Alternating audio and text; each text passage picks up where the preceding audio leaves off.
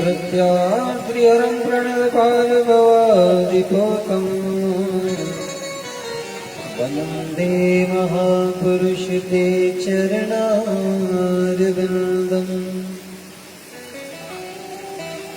वंशी विभूषितकरानवनीरदाभा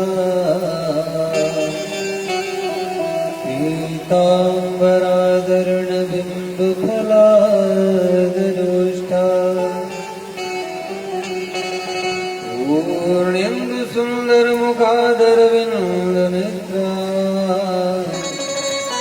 कृष्णात् परं किमपि तत्त्वमहं न जाने। नारायणं नमस्कृत्य नरं चैव नरोत्तमम् देवीं सरस्वतीं व्यासं ततो जयमुदीरये।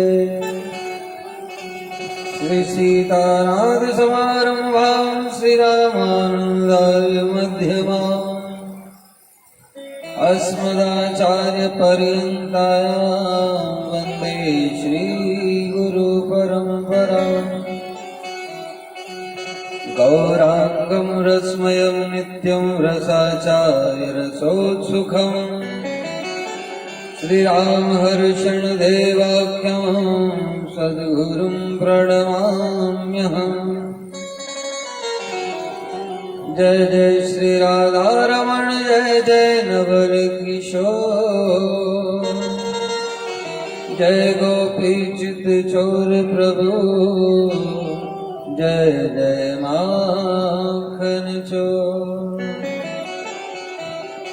आइए हनुमंत विराजिए कथा कहूँ मति अनुसार स्वर्ण सहित गाय दे धरो विराजियो पवन कुमार।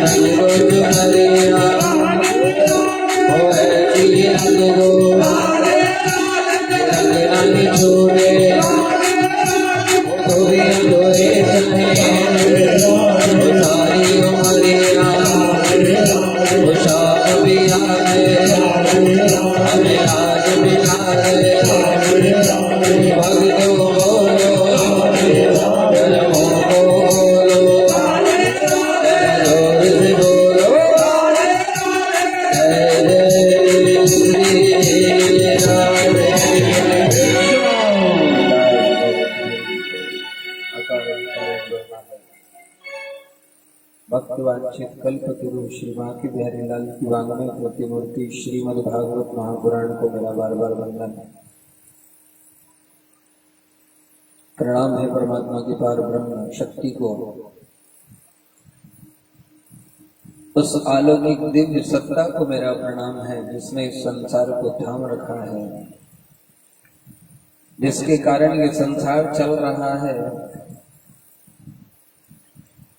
संसार के अंदर की सारी गतिविधियां चल रही हैं।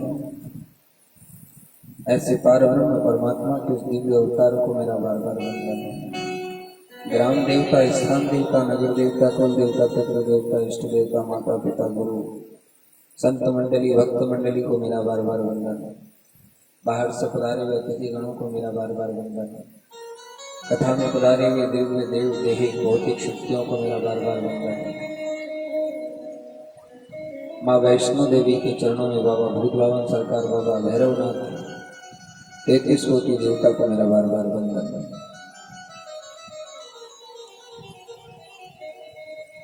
अज्ञानतिमिरान्धस्य ज्ञानाञ्जनं शलाकया चक्षुर्मिलितं येन तस्मै श्री गुरुवे नमः। परम पूजनीय गुरुदेव के चरणों में बार बार वंदन। अज्ञान को समाप्त करने के लिए परमात्मा ने संसार में कथा भेजी है। अज्ञानतिमिरान्धस्य,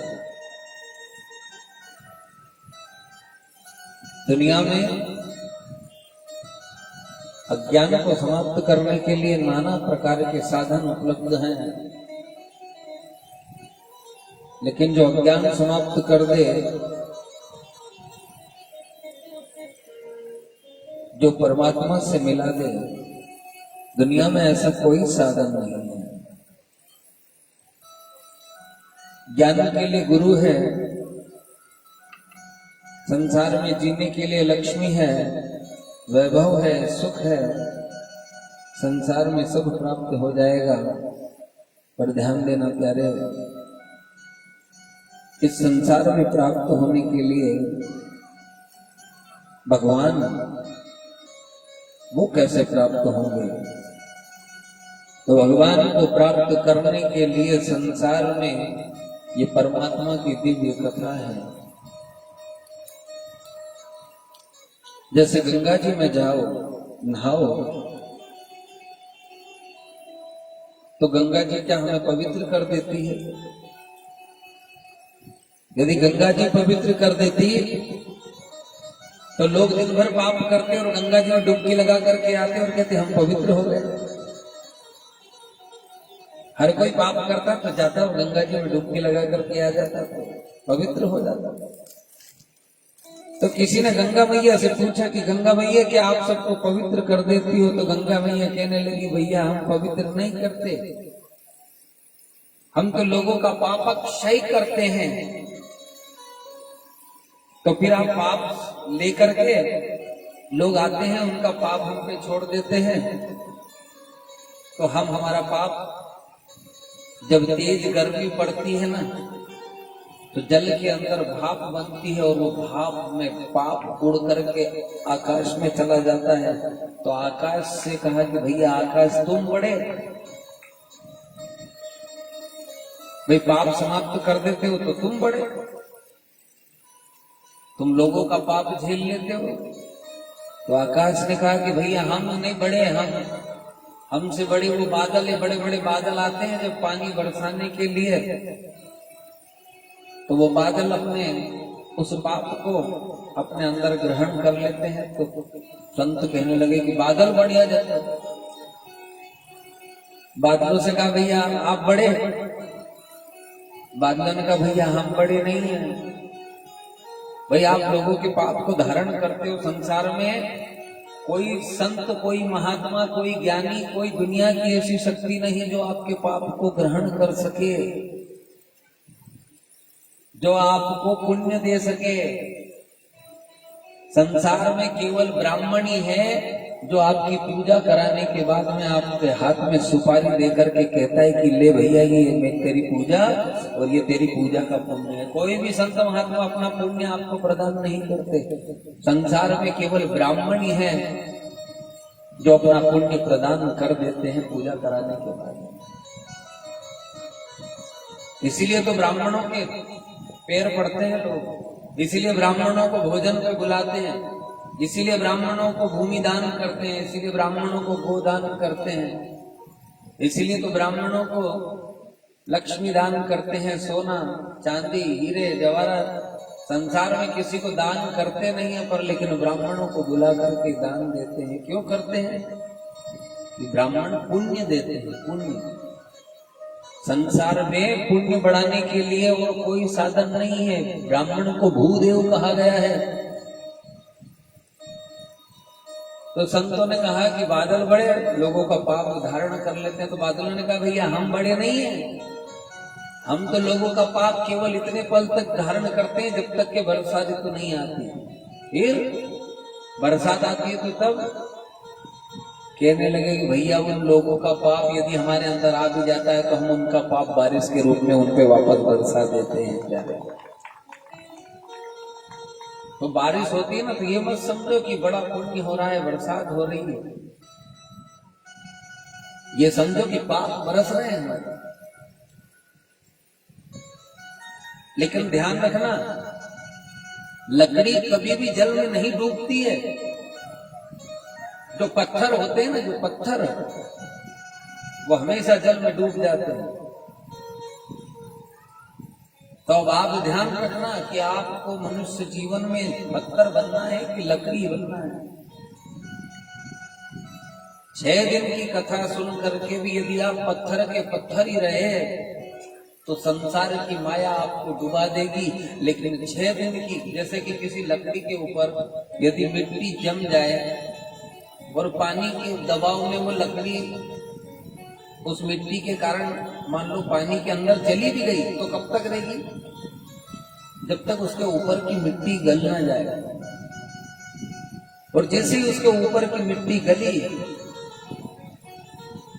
कि उसके ऊपर की मिट्टी गलते से वो लकड़ी वापस पुनः पानी पे आ जाती है, पानी पे आ जाती है। क्योंकि लकड़ी का स्वभाव है ना डूबना। जैसे पानी का स्वभाव है, आप पानी को कितनी ऊपर से फेंकोगे तो पानी कहां आएगा? पानी का स्वभाव है कि आपने पानी को कितनी ऊपर उछाल दो वो पानी नीचे ही गिरेगा, कभी ऊपर नहीं उठेगा। कितनी ऊपर से ही गिरा दो, क्योंकि पानी का स्वभाव है नीचे गिरना। लेकिन आग का स्वभाव क्या है? आग का स्वभाव है, जैसे ही आपने आग लगाई तो आग नीचे जाती कि ऊपर? जैसे पानी का स्वभाव है नीचे जाना, वैसे आग का स्वभाव है ऊपर आना। ध्यान देना प्यारे, केवल 83,99,999 जीवन में एक बार मनुष्य का जीवन मिलता है, और केवल इस मनुष्य के जीवन में ही कथा है। इस मनुष्य के जीवन में ही भगवान की दिव्य, इस मनुष्य के जीवन में ही परमात्मा की भक्ति है।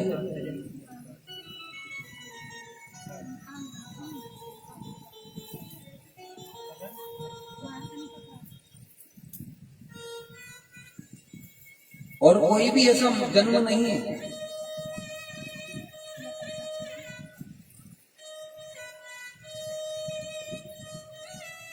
83,99,999 जन्मों में भी एक भी जन्म ऐसा नहीं है जिसमें आपको भगवत प्राप्ति हो। लेकिन 83,99,999 जीवन में केवल एक मनुष्य जीवन ही है जिसमें हमको भगवान की कथा प्राप्त होती है। नृत्य करना, अच्छा मान लो कोई कुत्ता यदि डांस करे तो अच्छा लगे, कोई चींटी यदि नाचती होए तो दिखे, कोई हाथी मदमस्त होकर के नृत्य करने लगे तो दिखे, नहीं दिखे। न मान लो एकाध कुत्ता यहाँ आ जाए या एकाध गाय यहाँ आ जाए, कोई पशु यहाँ आ जाए तो आप लोग उसको यहाँ वृंदों के पांडाल में कहीं को लाइव आज तक अपना घर में इतना कुत्ता पालो, तुम कहीं को लाइव आज तक कथा सुनाने? नहीं, क्यों नहीं लाओ? क्यों? घर की रक्षा करने वास्ते है। ध्यान रखना प्यारे, पशुपालन के लिए नहीं कह रहा हूं, पर केवल और केवल 83,99,999 जन्मों में केवल मनुष्य जीवन ही एक ऐसा है जिसके अंदर भगवत प्राप्ति होती है, जिसके अंदर परमात्मा की कथा होती है, जिसके अंदर उस गोविंद का भजन होता है। और हम उस जन्म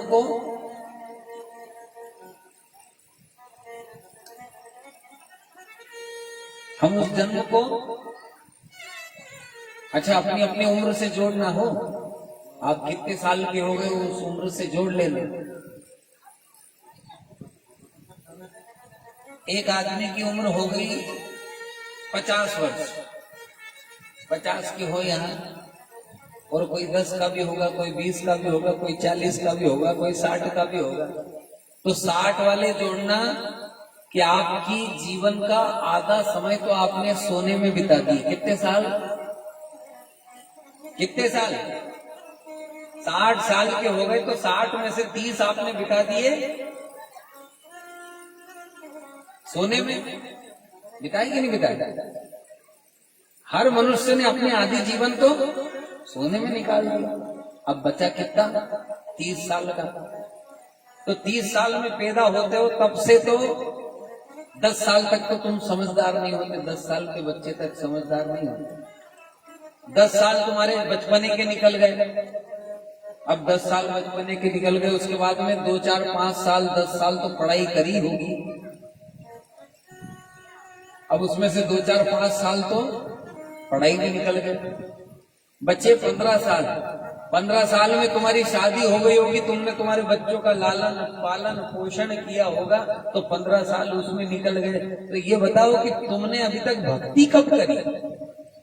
तुमने उस भगवान का भजन किया और तुम मेरे पास में या साधु संतों के पास में लोग जाते हैं, कहते महाराज हम भक्ति करा पर घणो दुख है। अरे घणो दुख का को बावरा, या तो देख थने कितने दिन भक्ति करी। 40 साल की उम्र में क्या भगवान के सामने दीपक जला देना,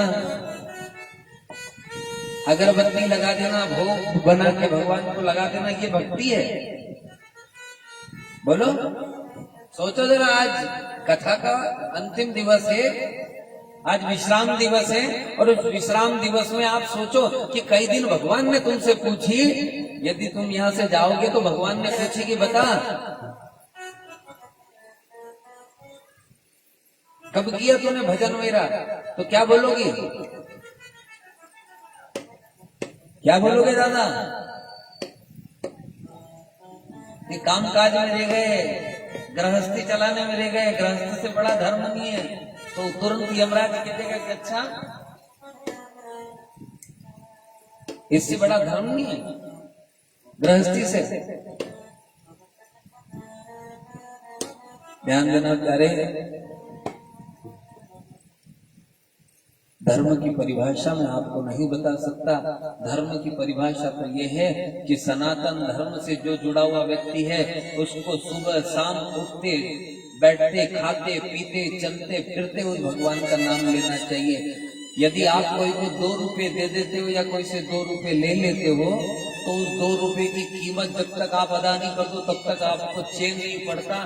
तो आपने उस परमात्मा से इतना अमूल्य जीवन लिया है, आप उसको क्या जवाब दोगे, जरा सोचो तो सही।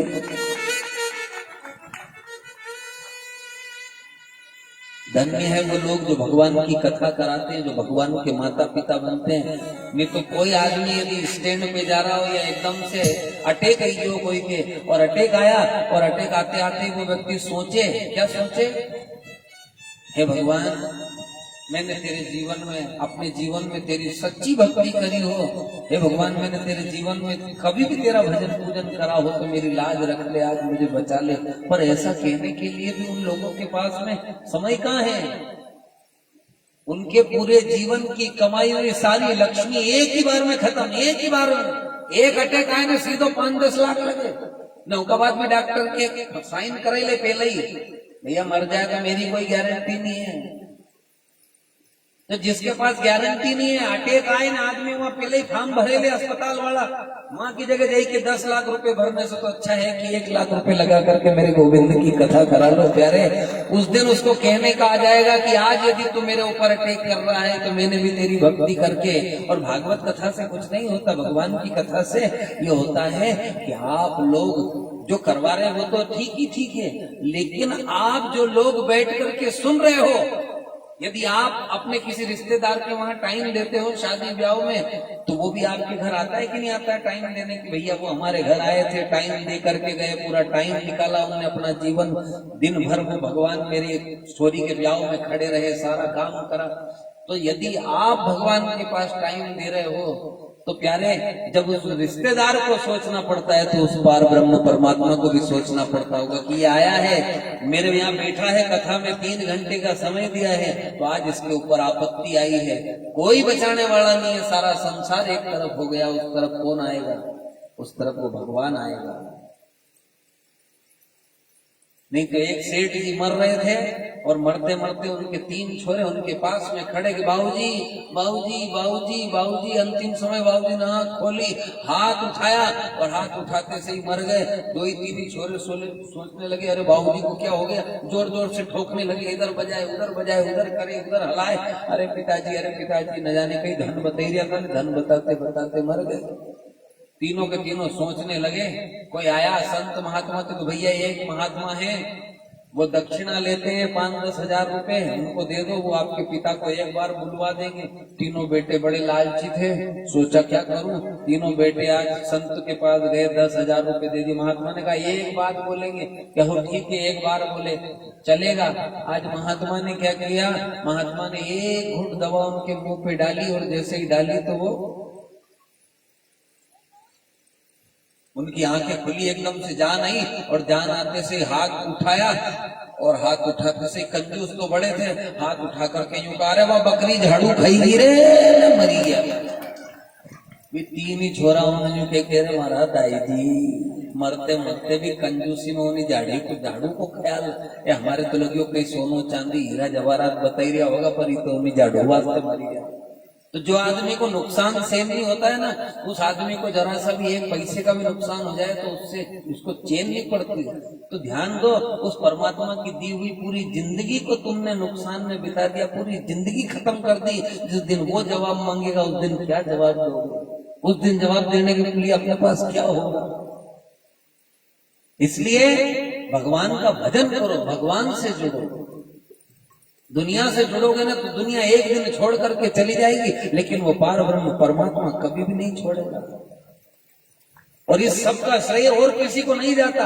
आपके इस राजा रामनगर में मैं आप लोगों से केवल और केवल एक बात पूछना चाहता हूं कि यदि ये भागवत कथा नहीं होती, ये पांडाल नहीं होता, ये बैठने की व्यवस्था नहीं होती, ये मंदिर तो बहुत दिनों से है, लेकिन यदि ये भागवत कथा नहीं होती तो क्या आप और हम जुड़ते?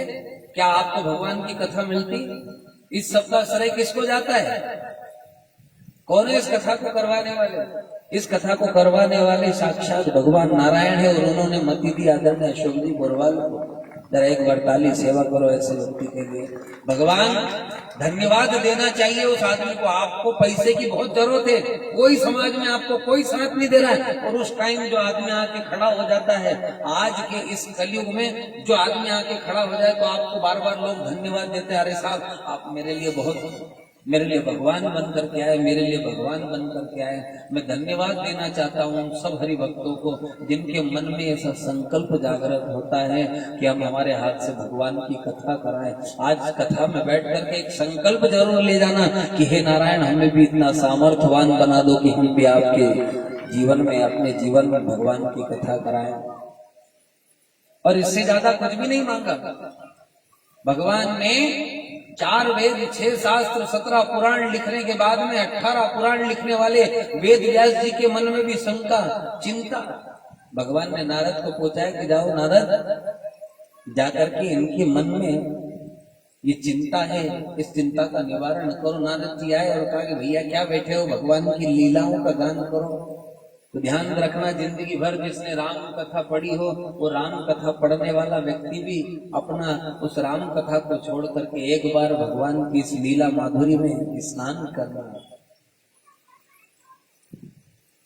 जब तक लीला माधुरी में स्नान नहीं करोगे तब तक आपको भगवान आनंद देने वाले नहीं है, क्योंकि ये भगवान उनके नहीं है जो दिन भर बैठ करके माला फेरते रहते हैं। ये भगवान तो उनके हैं जो अपना सारा काम करते हुए भी भगवान की कथा में कुछ पल के लिए समय दान करते हैं। क्यों? भगवान से कहो कि बाके बिहारी रे दूर करो दुख मेरा, ओ गिरिवर धारी रे दूर करो दुख मेरा, दूर करो दुख मेरा, दूर करो दुख मेरा। दोनों हाथ उठा करके भगवान से निवेदन करो, क्या?